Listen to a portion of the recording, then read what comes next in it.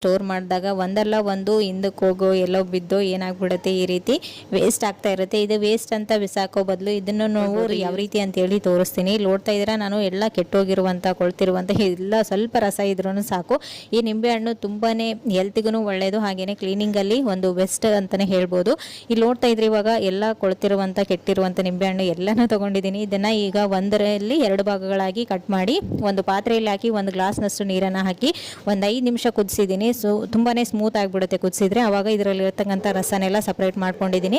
ಇವಾಗ ಸಿಪ್ಪೆನೂ ಕೂಡ ಬಿಸಾಕೋದಕ್ಕೆ ಹೋಗ್ಬಿಡಿ. ಈ ಸಿಪ್ಪೆಗಳಿಂದ ನಾವು ಏನು ಮಾಡ್ಬೋದು, ತಾಮ್ರದ ಪಾತ್ರೆಗಳನ್ನು, ಸ್ಟೀಲ್ ಪಾತ್ರೆಗಳನ್ನು ಮತ್ತು ಯಾವುದಾದ್ರೂ ಜಿಡ್ಡಿನಂಶ ಇರುವಂತಹ ವಸ್ತುಗಳನ್ನು ಕ್ಲೀನ್ ಮಾಡ್ಕೊಳ್ಳೋದಕ್ಕೆ ಇದು ತುಂಬಾ ಹೆಲ್ಪ್ ಆಗುತ್ತೆ. ಸೊ ಬಿಸಾಕೋದಕ್ಕೆ ಹೋಗ್ಬೇಡಿ. ಇವಾಗ ಇಲ್ಲಿ ನೋಡ್ತಾ ಇದ್ರೆ ಸಿಪ್ಪೆನೆಲ್ಲ ಸಪ್ರೇಟ್ ಮಾಡಿ ಇದರ ರಸ ಏನಿತ್ತಲ್ವ ಆ ಒಂದು ನೀರನ್ನು ತೊಗೊಂಡಿದ್ದೀನಿ. ನಿಂಬೆಹಣ್ಣಿನ ಒಂದು ಕುದಿಸಿರುವಂಥ ನೀರಿಗೆ 1 ಟೇಬಲ್ ಸ್ಪೂನಷ್ಟು ಸೋಡಾ ಪುಡಿ, 1 ಟೇಬಲ್ ಸ್ಪೂನಷ್ಟು ಸಾಬೂನು ಪುಡಿನ ಹಾಕಿ ಚೆನ್ನಾಗಿ ಮಿಕ್ಸ್ ಮಾಡ್ಕೊಂಡಿದ್ದೀನಿ. ಇವಾಗ ಈ ಮಿಕ್ಸ್ ಮಾಡ್ಕೊಂಡು